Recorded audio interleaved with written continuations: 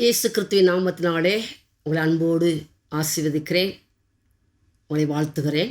இந்த நாளிலே கூட வேதத்தில் வாசிக்கும்போது யோவான் 16ஆம் அதிகாரத்தில் 20வது வசனத்தை வாசிக்கும்போது மெய்யாகவே மெய்யாகவே நான் உங்களுக்கு சொல்லுகிறேன், நீங்கள் அழுது புலம்புவீர்கள், உலகமோ சந்தோஷப்படும். நீங்கள் துக்கப்படுவீர்கள், ஆனாலும் உங்களுடைய துக்கம் சந்தோஷமாக மாறும் என்று சொல்லி வேதத்தில் வாசிக்கிறோம். அதனால் அநேகருடைய வாழ்க்கையை பார்த்தீங்கன்னாக்கி கவலை, கண்ணீர், துக்கம், பிரச்சனைகள், அது மாத்திரமல்ல ஏதோ ஒன்று எதிர்பார்த்து ஜெபித்து கொண்டே இருக்கும், அந்த காரியத்தில் நினச்சல அப்போ நடக்கலை. இன்னும் நீங்கள் பார்ப்பீங்கன்னாக்கி அதிகமான ஒரு காரியம் என்னன்னாக்கி அநேகர் குழந்தை பாக்கியம் இல்லை. இன்றைக்கி நீங்கள் பார்த்தீங்கன்னாக்கி அநேகருடைய வாழ்க்கையில் நீங்கள் பார்க்கும்போது ரொம்ப 3 வருஷம் 4 வருஷம் 5 வருஷம் காத்திருக்குறாங்க. ஆனால் குழந்தை இல்லைன்னா நிறைய ட்ரீட்மெண்ட் பண்ணி எவ்வளோ கஷ்டப்பட சிலருக்கு இருக்குது, சிலருக்கு இல்லை. ஆனால் இதை நீங்கள் பார்க்கும்போது என்னன்னு சொன்னாக்கி கர்த்தர் ஒரு மனுஷனுக்கு ஒரு ஆசீர்வாதத்தை கொடுக்கணும்னு சொன்னால் சில வேளையில் அது தாமதிக்கலாம். அப்படி தாமதித்தாலும் கூட நிச்சயமாகவே நிறைவேறும். 1 சாமுவேல் 1ஆம் அதிகாரத்தில் வாசிக்கும்போது எல்கானாவுடைய வாழ்க்கையை பார்க்கும்போது அவனுக்கு என்னன்னு சொன்னாக்கி 2 பேர் மனைவின்னு போட்டிருக்கு. அது நடக்கிற காரியம் என்னன்னு சொன்னால் அவளுக்கு ஒருத்திக்கு குழந்தை இருக்குது, ஒருத்தி குழந்தை இல்லை. அண்ணாளுக்கு பிள்ளை இல்லை, ஆனால் வெளிநாளுக்கு நினச்சனாக்கி குழந்தைகள் இருக்கிறாங்க. இப்போ இது நிமித்தமாக என்ன நடக்குன்னு சொன்னால் ஆனால் அழுது கொண்டே இருப்பான்னு சொல்லி போட்டுக்குது. அதில் 1ஆம் அதிகாரத்தில் 8ஆம் வசனத்தை வாசிக்கும்போது புருஷனாகிய எல்கானா கேட்குறாரு, அண்ணாளே ஏன் அழுகிறாய், ஏன் சாப்பிடாதிருக்கிறாய், ஏன் சஞ்சலப்படுகிறாய்? இப்போ எதுக்காக அழுகிறான்னு சொன்னால் அதில் நீங்கள் அதே அதிகாரத்தில் வாசிக்கும்போது அவள் என்ன செய்வானாக்கி அவளை அப்பப்போ என்ன செய்வாள், மனமடிவாக்குவாள்னு போட்டிருக்கு. மனமடிவு, எனக்கு குழந்தை இருக்குது, பிள்ளைங்களை பார்க்குறேன் அப்படிங்கிற மாதிரி எதையோ ஒன்று சொல்லி என்ன சொன்னாக்கி அவளை குறித்து என்ன நிந்திச்சுட்டே இருக்கலாம். தான் மனம் மடிவாக்குறது. இந்த மனம் மடிவாக்கும் போது அவளுக்கு தாங்க முடியாது. தாங்க முடியாமல் சொன்னாக்கி உலகப்புறமாக அழுதுகிட்டே இருக்கிறான். அப்போ அவருடைய கணவர் எவ்வளோ திருப்திப்படுத்தி பார்க்குறாரு, எல்லாரும் கட்ட 2 மடங்கு கொடுக்குறேன், என்ன கொடுத்தாலும் 2 மடங்கு கொடுக்குறாரு. ஆனால் கூட அவளுக்கு சொன்னாக்கி கர்த்தர் அவருடைய கர்ப்பத்தை அழைத்ததை தெரிந்ததுனால இதுக்கு வேறு வழி இல்லைன்னு சொல்லி அதை 1:10 வசனம் நீங்கள் வாசித்து பார்ப்பீங்கன்னாக்கி அண்ணால் சில நாளாக அப்படியே சமூகத்தை நினச்சினாக்கி ஜெபிக்க ஆரம்பிக்க மனம் கசந்து அழுது கர்த்தரை நோக்கி விண்ணப்பம் பண்ணி, ஓ செடிகளின் கர்த்தாவே இப்படி அடியாளை நினைத்தரலி, அடியாளை மறவாமல் நினைத்தரலி, ஒரு ஆண் பிள்ளையை கொடுத்தால் உயிரோடுக்கும் சகல நாளும் கர்த்தர்க்கென்றே கொடுப்பேன்னு சொல்லி ஒரு பொருத்தனை பண்ணுறான். அப்போ பொருத்தனை மட்டும் பண்ணலை, ஜெபிச்ச பிறகு அவள் நினச்சினாக்கி அதை குறித்து நினச்சினாக்கி கவலைப்படலைன்னு சொல்லி வேதத்தில் வாசிக்கிறோம். அதில் 18ஆம் வசனத்தை வாசிக்கிறோம், பின்பு துக்கமுகமாக இருக்கவில்லை. இதில் பாருங்கள், உலகெல்லாம் சந்தோஷமாக இருக்குதும், ஆனால் நாங்கள் மட்டும் நினச்சாலும் துக்கமாக இருக்கோம். உலகெல்லாம் நினச்சனாக்கி நல்லா சந்தோஷப்பட்டு அவங்க சந்தோஷப்பட்டு இருக்கிறாங்க, ஆனால் நமக்கு நினச்ச கவலை. ஆனால் இப்படிப்பட்ட வேலையில் எல்லாரும் அப்படி இருந்தால் கூட கடைசியில் முடிவு என்னன்னு சொன்னால் ஒரு துக்கம் சந்தோஷமாக மாறும். இந்த ஆண்டு நமக்கு கொடுத்த வாக்குத்தத்தங்கள் நிறைய கொடுத்துப்பாரு. சில வாக்குத்தான் நிறைவேறும், சில தாமதிக்கும், ஆனால் கூட துக்கம் சந்தோஷமாக மாறும் என்று வாக்கு கொடுக்குறார். அது மாற வேண்டாம். நம்ம என்ன செய்யணும், ஆலயத்துக்குள்ளே போய் ஜெபிக்க வேண்டும். உட்காந்து அவள் அழுது ஜெபிக்கும் போது பார்த்தீங்கன்னாக்கி கண்ணீர் ஆலயத்துக்குள்ளே போய் வடிக்கிறான். நிறைய பேர் நம்ம எங்கே போய் கண்ணீர் வடிப்போம் தெரியுமா? உடனே போய் என்ன கணவர்கிட்ட போய் எனக்கு சொல்ல கண்ணீர் வடிப்போம். சில நேரத்தில் பார்த்தா பெற்றோர்கிட்ட போய் கண்ணீர் வடிப்போம். சில நேரத்தில் பார்த்தா யாராவது விசனப்படுத்திட்டாங்கன்னா அங்கே போய் கண்ணீர் வடிப்போம். ஆனால் யார் உங்களுடைய இதயத்தை கரைய பண்ணாலும் பரவாயில்ல, ஒன்று நீங்கள் அறிந்து கொள்ளுங்க, அவருடைய சமூகத்திலே ஜெபிங்க. இன்னொன்று இன்றைக்கி ஒரு ஆலயம், எந்த சர்ச்சுக்கு போகிறீங்களோ அந்த ஆலயத்துக்குள்ளே போய் உட்கார்ந்து ஜெபித்து பாருங்கள். சங்கீதம் 11 நீங்கள் வாசிக்கும்போது கர்த்தர் தம்முடைய ஆலயத்திலே இருக்கிறான்னு சொல்லி வேதத்தில் வாசிக்கிறோம். ஆண்டவர் சமூகத்தில் ஆலயத்துக்குள்ளே போய் ஜெபிக்கும் போது அந்த கண்ணீரை கர்த்தர் காண்கிறார். அதோ கூட என்ன சொன்னாக்கி வேதனை அறிகிறார். உன் விண்ணப்பத்தின்படி அவர் கட்டளையிடுவார். எப்படி ஜெபிக்கிறீங்களோ, ஒரு ஆண் குழந்தைன்னு கேட்குறாரு. 1 மட்டும் இல்லை, 5 கர்த்தர் கொடுத்தார். நீங்கள் மெய்யாகவே நீங்கள் நினைக்கி இந்த நாளிலே கூட ஒரு சந்தோஷத்தை பெற்றுக்கொள்ள போகிறீங்க. இந்த சந்தோஷம் எங்கேருந்து வரும்னு சொன்னால் அப்படியே சமூகத்திலே இருந்து வருகிறது. நீங்கள் இது பெற்றுக்கொள்ளலை அப்படின்னு சொல்லி நீங்கள் இன்றைக்கி இருந்தால் கூட சங்கீதம் 37:4-5 நீங்கள் வாசித்து பார்ப்பீங்கன்னு சொன்னால் கர்த்தரிடத்திலே மனமகிழ்ச்சியாக இரு. ஜெபிச்சிட்டிங்கன்னு சொன்னால் சந்தோஷமாக இருங்க, நான் ரிலாக்ஸாக இருங்க, நல்லா சாப்பிடுங்க. பின்பு போஜனம் செய்தாடுன்னு சொல்லி வேதத்தில் வாசிக்கிறேன். நல்லா சாப்பிடுங்க. ஆண்டவர் கட்டாயோட கண்ணீரை பார்த்து உனக்கு ஒரு வழியை கர்த்தர் உருவாக்குவார்.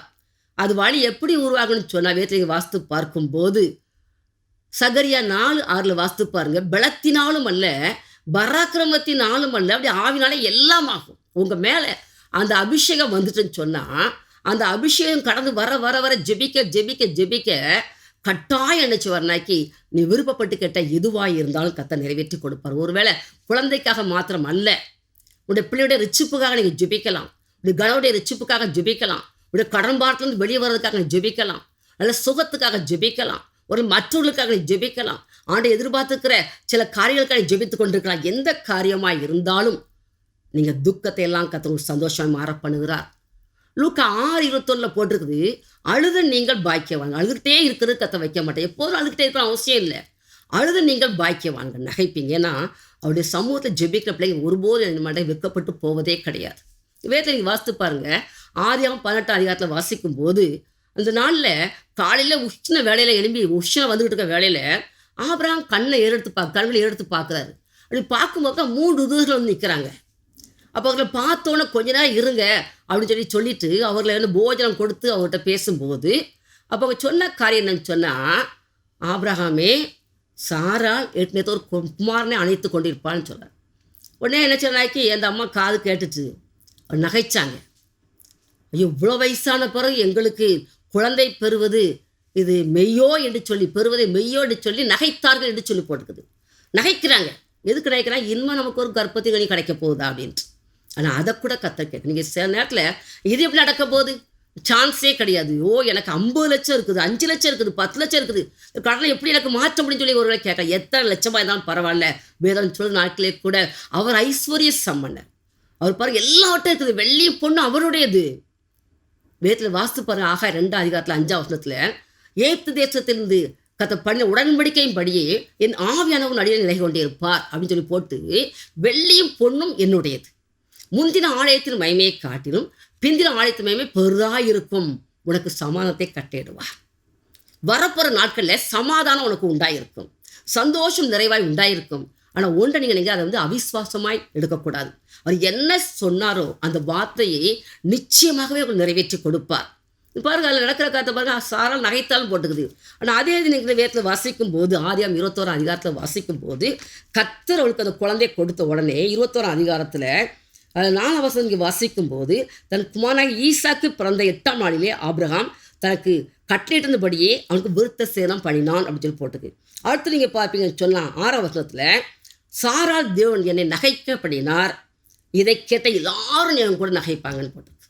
சாரால் சொல்கிறா பாருங்கள், என்னை கர்த்தர் செஞ்சார், நகைக்கப்படினார். எல்லாரும் நகைப்பாங்களாம். அப்போ உங்களை ஆசீர்வதிப்பது, உங்களுக்கு கொடுத்த ஆசீர்வாதத்தை காண்பது எல்லாருக்கும் தெரிய வரும். ஏன்னா இதுவரைக்கும் ஒரு அழுதுகிட்டே இருந்திருப்பீங்க. உங்களை பார்க்கும்போது சொல்லுவாங்க, மெய்யாகவே கர்த்தர் கூட இருக்கிறான்னு சொல்லுவாங்க. ஏன்னா அவர் சொல்கிறாரு, என்னையும் நானும் நகைக்கிறேன், என் கூட உலகம் நகைக்கிறார்கள் என்று சொல்லக்கூடிய சூழ்நிலை கர்த்தர் உருவாக்கும். உன் நிமித்தமாக, உன் ஜெபத்தின் நிமித்தமாக, உன்னுடைய தாழ்மை நிமித்தமாக அவருடைய சமூகத்தில் வந்து ஜெபியத்தை எல்லாவற்றையும் கர்த்தர் அங்கீகரித்து அதை அப்படியே நீ சிரிக்கக்கூடிய ஒரு ஆசீர்வாதத்தை கொடு. சிரிச்சிடும், தாங்க முடியாது. உனக்கு கர்த்தர் கொடுக்க கூட ஆசீர்வாதத்தை பார்க்கும்போது ஐயோ இது எப்படி வந்துச்சு ஆண்டவர் சொல்கிறாரு, இது கர்த்தராலே ஆயிற்று சகோதரியே. எரேமியா 32:27 வாசிக்கும் போது இதுதான் போட்டுக்குது. அவர் என்ன சொன்னாக்கி, உன்னை கர்த்தர் மாம்சமான யாவருக்கும் நான் தேவனாகிய கர்த்தர் என்ன செய்யக்கூடாத அதிசயமான காரியம் ஒன்று உண்டோ என்று போட்டு. அப்போ உனக்கு இன்றைக்கு ஒரு அற்பம் நடக்குது, நகைக்க பண்ணுவார், உன்னை சிரிக்க பண்ணுவார். எங்கெல்லாம் அற்பமாக நினைச்சாங்களோ அங்கே உன்னை கர்த்தர் தலை நிமிர்ந்து நிமிர பண்ணுவார். ஆனால் ஒன்று நீங்கள் சின்னாக்கி அறை வீட்டை பூட்டி அந்தரங்கத்தில் இருக்கிற பிதாவை நோக்கி ஜோம் பண்ணி பாருங்க, வெளிரங்கமாய் உங்களுக்கு பதிலை கொடுப்பார். விசுவாசிங்கன்னு சொன்னால் அது உங்களுக்கு 100க்கு 100 அதை கர்த்தர் நிறைவேற்றி கொடுப்பார். அதனை மூடி ஜெபிக்கலாமா? ஜெபம். ஸ்தோதரிக்கிறோமாப்பா, நன்றியோடு துதிக்கிறோமே, ஸ்தோதரிக்கிறோமாப்பா. என்னையும் அவங்க நகைக்க பண்ணுறாரு, என் கூட உள்ளவங்களே அவர் நகை பண்ணுறான்னு சொல்லி நாட்களே கூட அப்பா சாரால் சொன்னது போல அண்ணா சொல்லும்போது அவர் என் விண்ணப்பத்தின்படியே அவர் கட்டளையிட்டார். பின்பு அவள் துக்கமுகமாக இருக்கவில்லை. ஆண்டவருடைய சமூகத்தை வந்து சகோதரியே, உனக்கும் இன்னைக்கு அதான் கதை செய்துட்டு இருக்கணும். எந்த காரியமாக இருந்தாலும் பாரு, ஒருவேளை குழந்தைய பாக்கியமாக இருக்கலாம், ஒரு திருமண காரியமாக இருக்கலாம், பிள்ளையுடைய படிப்புக்காக நீங்கள் ஜெபித்து கொண்டிருக்கலாம், உடைய குடும்பத்தை ரட்சிப்புக்காக ஜெபிக்கலாம். ஒருவேளை உனக்கு இருக்க சூழ்நிலாம் பார்க்கும்போது யாரும் உதவி செய்ய முடியாமல் இருக்கலாம். ஆனால் ஆண்டவர் சொல்கிறாரு, நான் உதவி செய்ய நான் வல்லவராக இருக்கிறேன். வெள்ள உள்ளவனுக்காயிலும் அற்றவனுக்காயிலும் உதவி செய்வது எனக்கு லேசான காரியம் என்று சொல்லி நாட்களை கூட வாசிக்கிறோமே.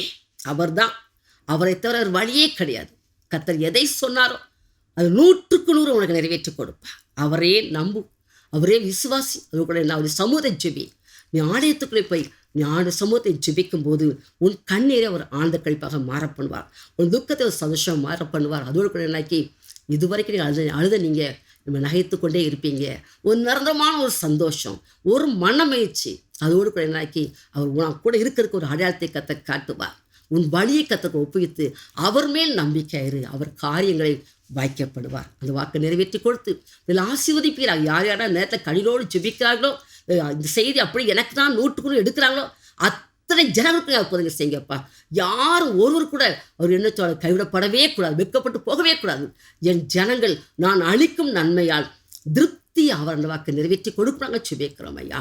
துக்கத்தை எல்லாம் சந்தோஷம் மாற பண்ணிட்டீங்க. அதோடு கூட என்னாக்கி இவருடைய விசுவாசத்தை வர்த்திக்கப்படும்படியாக உடனே நீங்கள் அற்புதம் செய்து மகிழ பண்ணுங்க. நம்பிக்கையும் சந்தோஷம் அவருக்கு ஒரு அரணாக இருக்கும்படியாக ஜெபிக்கிறோம். இயேசு கிறிஸ்துவின் நாமத்திலும் பிதாவே, ஆமென்.